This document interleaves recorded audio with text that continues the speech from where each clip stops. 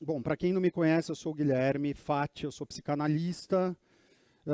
Também tenho um podcast sobre psicanálise, sobre temas psicanalíticos, que se chama A Loucura Nossa de Cada Dia, não sei quem conhece aqui, onde eu transmito a psicanálise, eu tento transmitir de uma maneira que seja inteligível para todo mundo.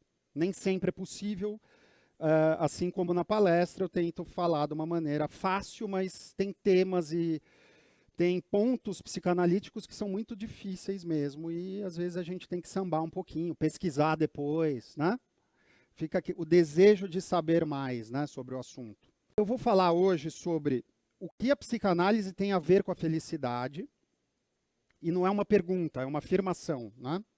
O que a psicanálise tem a ver com a felicidade, não é um ponto de interrogação, né? Os psicanalistas adoram desvincular felicidade do tema psicanalítico, da psicanálise, como se as duas coisas, uma não andasse mais ou menos junta com a outra, ou como se alguém que vai procurar uma análise não quisesse ter uma vida mais feliz. Claro que quer, né? Freud era um pouco pessimista nesse assunto, no tempo que ele viveu, né, com a família sendo perseguida, tendo que se mudar para Londres, fugir dos nazistas, uma parte da família morrendo, Primeira Guerra Mundial, ou seja, existia um contexto e uma tese dele, do mal-estar na civilização, onde ele era um pouco pessimista, né, e eu vou falar por quê aqui. Mas isso não quer dizer que a psicanálise não tenha a ver com a felicidade, né? E o que isso tem a ver com o livro do Alain de Botton, que é um filósofo suíço, né? Ele é nascido na Suíça, mas ele mora em Londres. E ele faz o livro clássico que se chama Arquitetura da Felicidade. Eu gosto muito, acompanho o Alain de Botton, eu consumo muito o que ele diz desde 1995, pelo menos. Ele é alguém que se analisou, é alguém que faz transferência com a psicanálise e que traz sempre nas obras dele uma ligação com a psicanálise. Então ele não é só um filósofo. Ele traz a filosofia e faz essa conexão com a psicanálise, com a própria experiência de análise dele, muitas vezes, o que eu acho muito interessante, e o que ele faz nesse livro, né? A partir de certo momento. Então, o que eu proponho aqui? Primeiro eu vou começar falando, eu preciso localizar, para a gente poder fazer a conexão, o que é a felicidade, o que é o desejo, o que o desejo representa para a psicanálise. O que é felicidade para a psicanálise não tem nada a ver com o discurso que é vendido hoje do que é felicidade.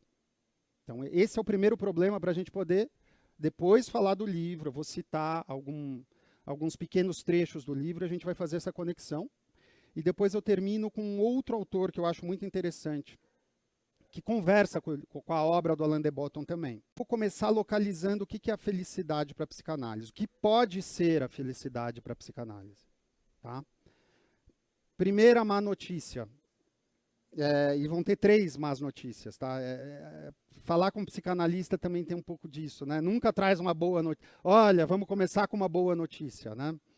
Não, tem pelo menos três más notícias antes da gente poder começar a elaborar um pouco mais o que pode ser um momento interessante e feliz. O primeiro problema, gente, é que para a psicanálise, o objeto que satisfaz completamente o nosso desejo não existe.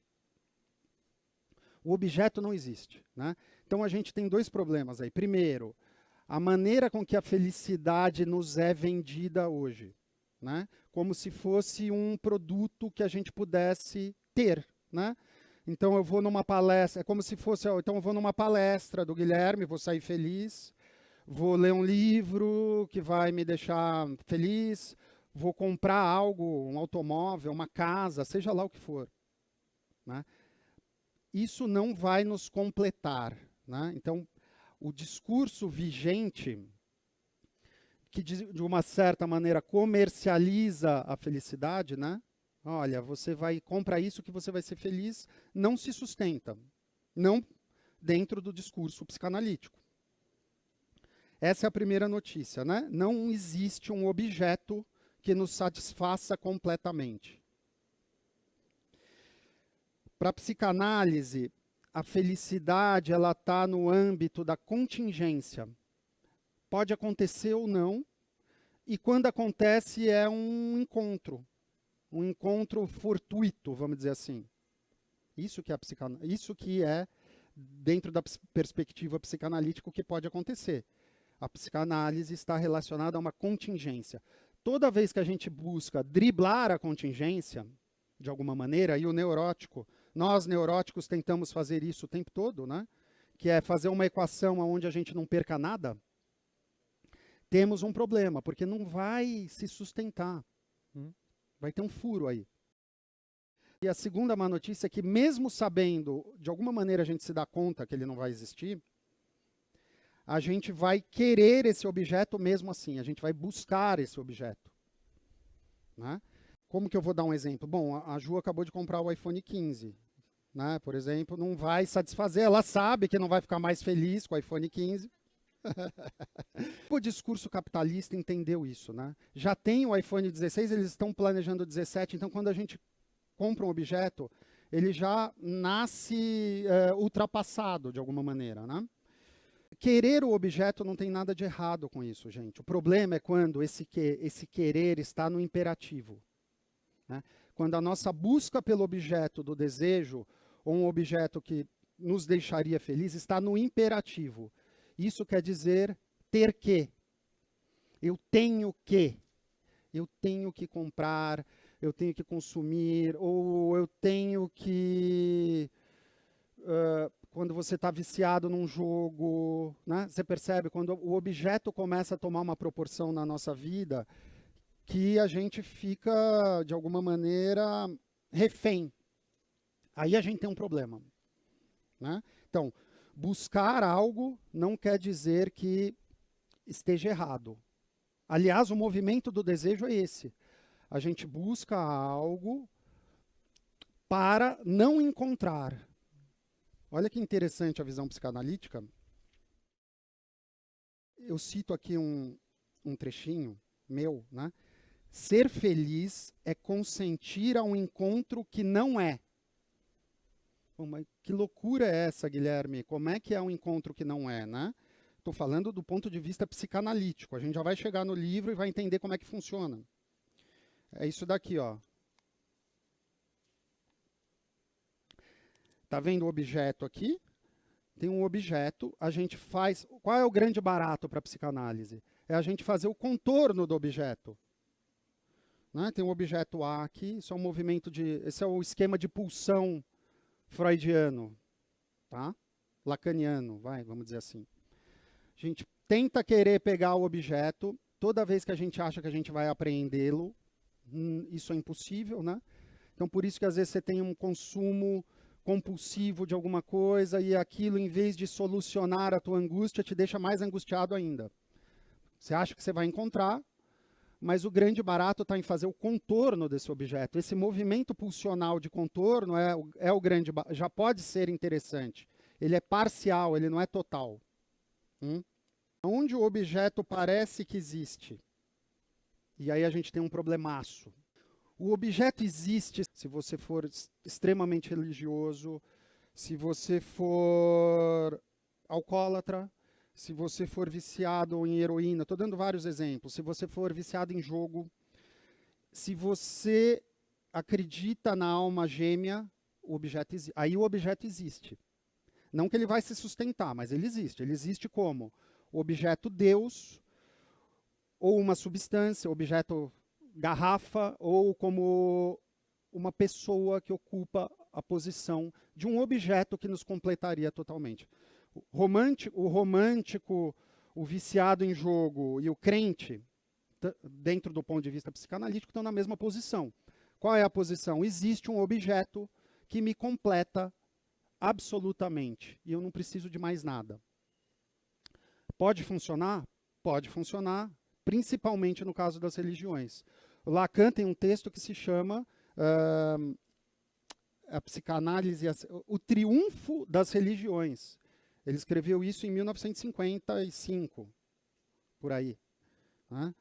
Então, ele já estava percebendo que o triunfo da religião seria o fim da psicanálise. Porque se você tem o objeto, você não vai se perguntar sobre algo que está faltando, né? E para que a gente possa começar uma análise, de alguma maneira a gente tem que se dar conta que algo falta, e a gente vai, num processo de análise, se perguntar qual é o objeto que causa o nosso desejo. Não é o objeto causa do desejo, não é o objeto que complementa o nosso desejo absolutamente. São duas coisas diferentes. O objeto causa é aquilo pelo qual a gente faz o contorno, tá? Então, para o religioso, extremo religioso, o objeto existiria. Esse objeto é Deus, eu não preciso de mais nada. Terceira notícia, aí eu já não acho que é uma má notícia, né? Acho que pode ser uma coisa mais interessante. Qual é a definição, uma das definições que Freud dá da felicidade? Né? Olha o que ele diz, abre aspas. A felicidade é um problema individual. Aqui, nenhum conselho é válido. Cada um deve procurar por si tornar-se feliz. Deu para escutar, gente? Cada um deve procurar por si tornar-se feliz. Ele coloca na voz ativa, né? Não é que algo vai me deixar feliz. Eu tenho a responsabilidade de me tornar feliz. Essa é uma boa e uma má notícia, né? Por que uma má? Porque, de alguma maneira, a gente tem... Seria muito bom, né? Se tivesse um guia, se tivesse algo, uma pílula, uma bula de remédio, um livro, qualquer coisa que nos conduzisse à felicidade. Ao mesmo tempo, é mais libertador a gente poder fazer a nossa própria criação, a nossa própria invenção e colocar isso no mundo de maneira singular. Então, passa por responsabilização do nosso próprio desejo, mas isso rende uma certa liberdade. Né? Como que a gente vai colocar o nosso desejo no jogo da vida, né? Na realidade do mundo. Então, a subjetividade humana para a psicanálise, o sujeito desejante, é como se fosse constituído de uma cebola. Cascas, já descascou uma cebola? Você vai tirando camada por camada e no meio não tem nada. Não existe uma substância, algo que nos defina, né, dessa maneira. Não tem um miolo. Né? São camadas subjetivas que a gente vai construindo ao longo da vida. Mas para falar que a psicanálise vai por um caminho que não existe substância absoluta. Tá? E agora a gente avança um pouquinho para trazer o começo da parte da arquitetura da felicidade, onde o Alain de Botton faz uma conexão muito interessante sobre as nossas preferências. Né? Então ele começa a fazer no livro, em algum momento, por que algo nos afeta, a estética de algo nos afeta, seja na arquitetura, seja num desenho, numa obra de arte, no desenho de um móvel. Por que a gente é afetado por isso? E afetado positivamente ou negativamente por um estilo arquitetônico, por exemplo, e não por outro. E como isso nos afeta?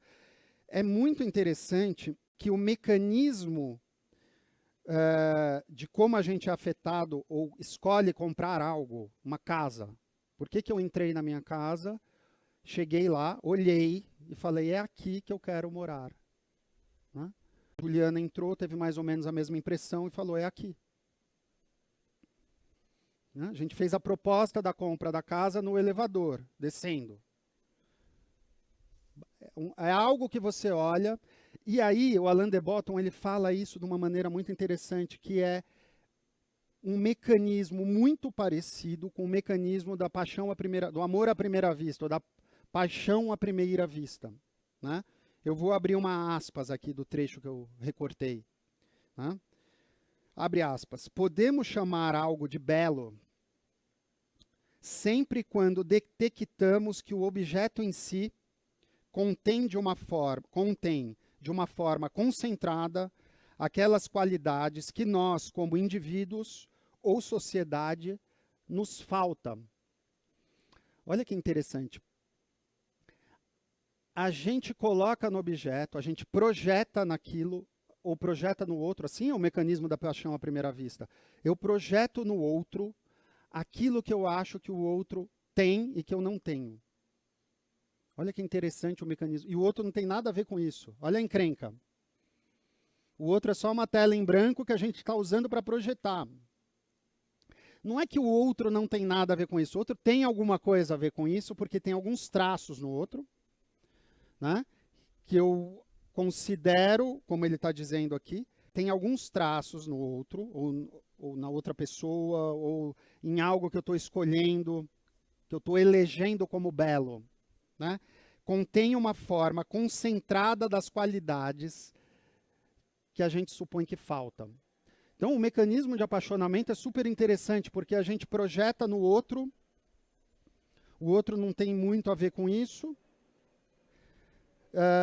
e a gente quer ser amado pelo nosso próprio ideal projetado no outro. A gente projeta o nosso ideal no outro e quer ser amado pelo nosso próprio ideal.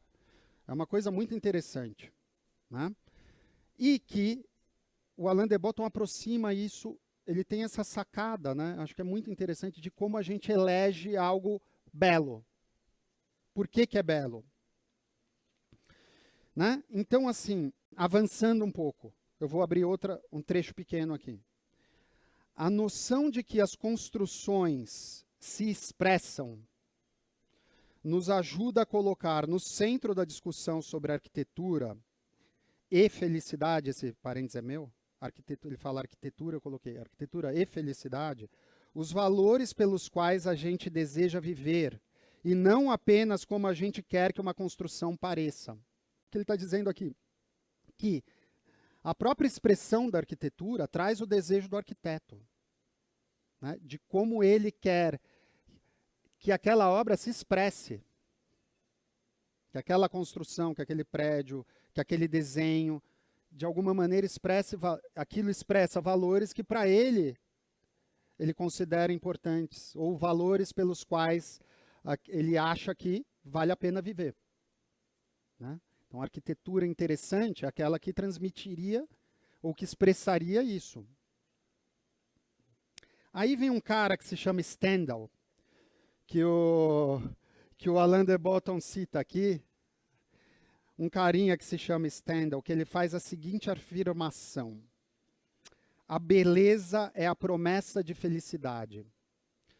O Stendhal é um dos primeiros que começa a colocar o termo, a palavra felicidade em jogo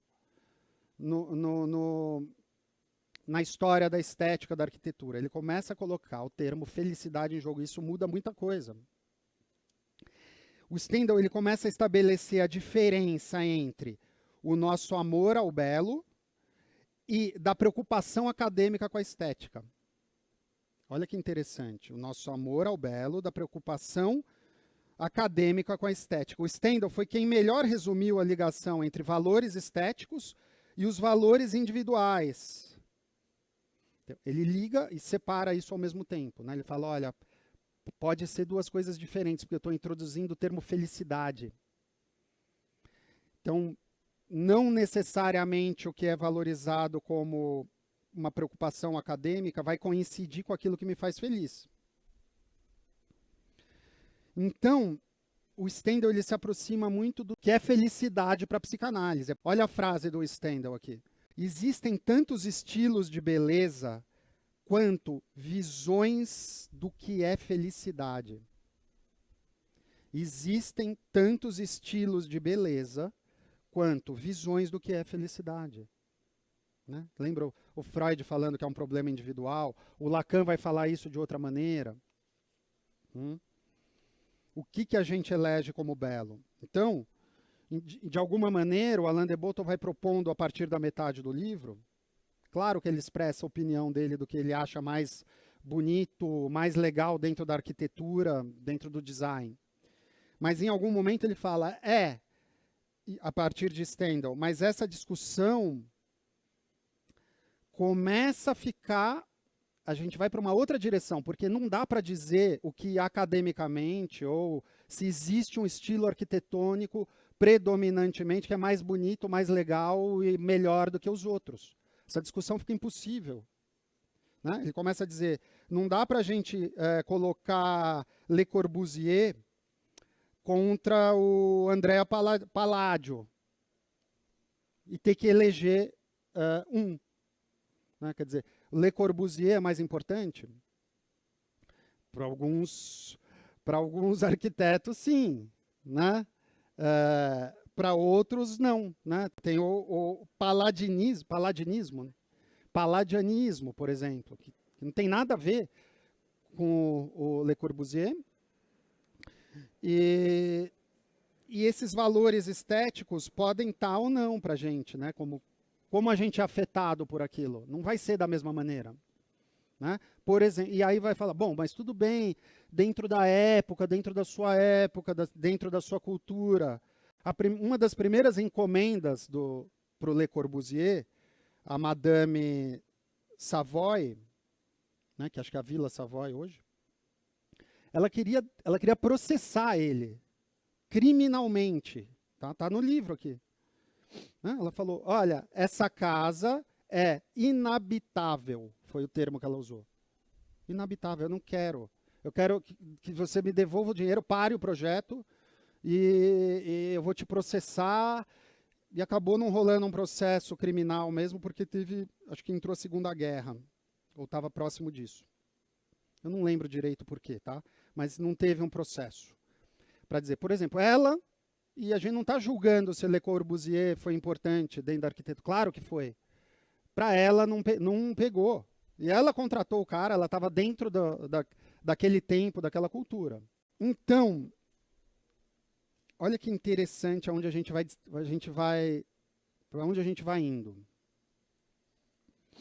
E aqui eu faço um resumo do que eu li, né? Mas que tem a ver com a arquitetura, com a psicanálise. A arquitetura se aproxima muito da psicanálise aí. Tem uma frase do Alain de Botton que eu traduzi e resumi mais ou menos assim. Precisamos da arquitetura para nos lembrar do que é importante para nós mesmos. Olha que interessante. Precisamos da arquitetura para nos lembrar do que é importante para nós mesmos. Eu vou abrir uma aspas aqui do que ele está falando no livro. Que é um trecho que eu acho muito importante. Precisamos de um lar no sentido psicológico, tanto quanto precisamos de um no sentido físico, para compensar uma vulnerabilidade. Precisamos de um refúgio para fortalecer nosso estado de espírito, porque grande parte do mundo se opõe aos nossos desejos. Precisamos de nossos quartos para nos alinhar às versões desejáveis de nós mesmos e para manter vivos os lados importantes de nós.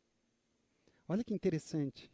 Ele coloca no detalhe, né? Não é só a nossa casa, é o nosso quarto, é um pedaço da nossa casa que a gente precisa para lembrar dos valores daquilo que é importante para nós mesmos.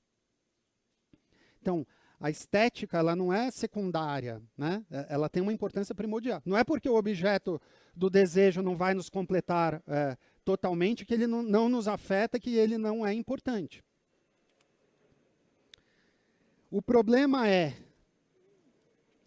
né, a partir disso, não queremos saber quem somos. Aí começa um problema. Vou abrir aspas, tá?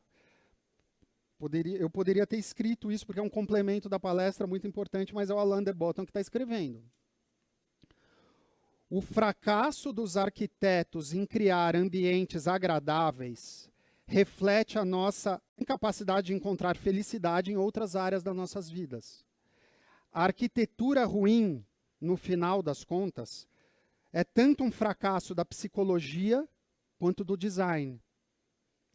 Ela é um exemplo expresso por meio de materiais do mesmo tipo, né? A arquitetura ruim, é um exemplo expresso por meio de materiais do mesmo tipo que em outras áreas nos leva a casar com as pessoas erradas, escolher empregos inadequados, tirar férias mal sucedidas. Qual é? A tendência de não entender quem somos e o que nos satisfaz.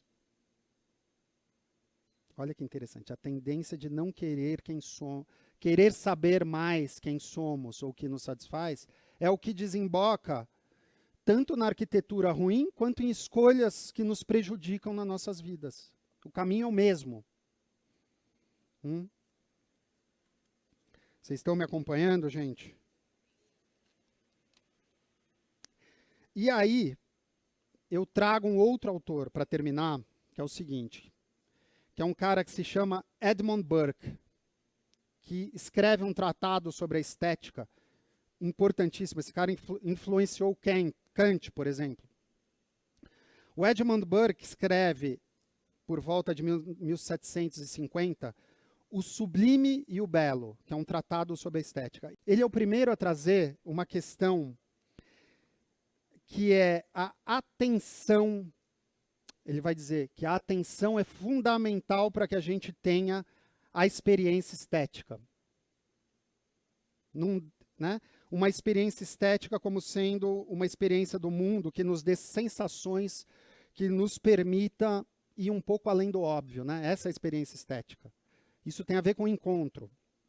E o Edmund Burke vai trazer um tema fundamental que é a atenção. Que ele vai dizer assim, né? Quer dizer, mais ou menos assim, é impossível ser feliz sem estar presente naquilo, sem atenção. Não dá para ser feliz distraído, gente. Olha o problema. Aí a gente tem um problemaço, né? Vocês estão... aposto que veio na cabeça de todo mundo as redes sociais e o celular. Não é à toa que hoje o Brasil passou os Estados Unidos e a China como o país que mais medica para ansiolítico e antidepressivo. Isso tem a ver. Será que isso tem a ver com a falta de atenção? A quantidade de substâncias novas e drogas, se eu tenho pedido número 1 hoje no consultório quero algo para poder manter o foco, né? Pode ser cogumelo, CBD, antidepressivo, ansiolítico. Eu preciso de alguma coisa que me ajude a focar naquilo que eu estou fazendo. Ou seja, de alguma maneira a gente está percebendo qual é o problema. Mas eu vou voltar um pouquinho. Então, não é só a atenção. Isso Contardo Caligares fala de uma maneira brilhante, numa das últimas palestras que ele deu. Ele cita Edmund Burke, ele fala sobre o problema da atenção, ele vai um passo além, porque ele traz o hedonismo, né? O hedonismo como algo sendo interessante, né? Não um crime, né? O hedonista é aquele que quer ter algum prazer, quer ter o prazer no momento.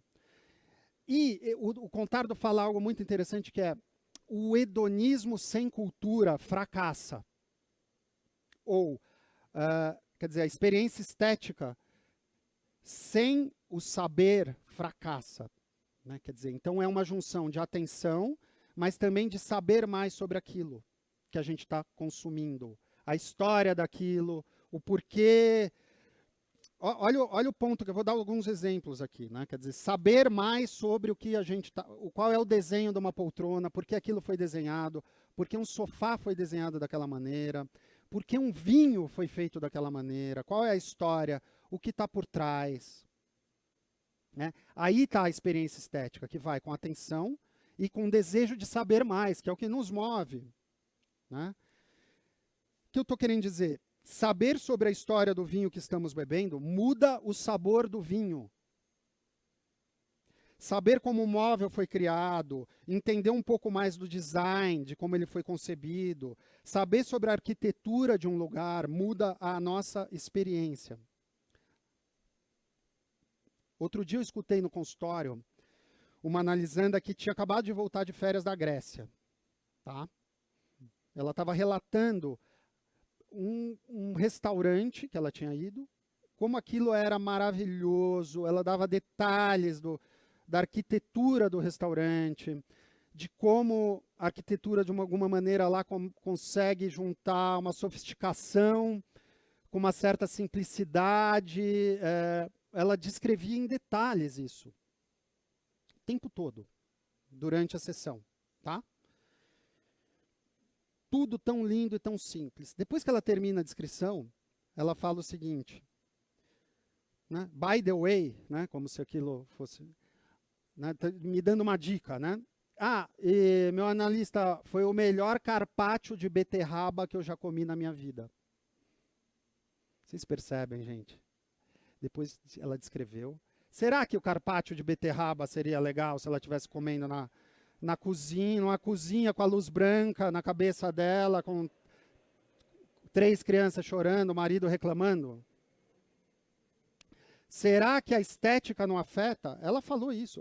Não era sobre isso, eu estou trazendo um trecho, mas ela nem né? Falou, olha, tem uma coisa, eu comi o melhor carpaccio de beterraba da minha vida. Né? Isso teria passado... Às vezes a gente come um carpaccio de qualquer coisa, uma salada, nem percebe que está comendo. Né? Quer dizer, sem atenção, sem querer saber mais, você pode estar no lugar mais bonito do mundo. Você pode estar na casa do Le Corbusier e não prestar atenção naquilo. Né? Então, a importância da atenção de estar presente. E a pergunta, né? Será que não estamos distraídos demais para ter momentos de experiência estética ou para encontrar felicidade de alguma maneira? Se a felicidade é um encontro, como que a gente pode encontrar essa experiência estando distraído? É isso, gente. Fechou.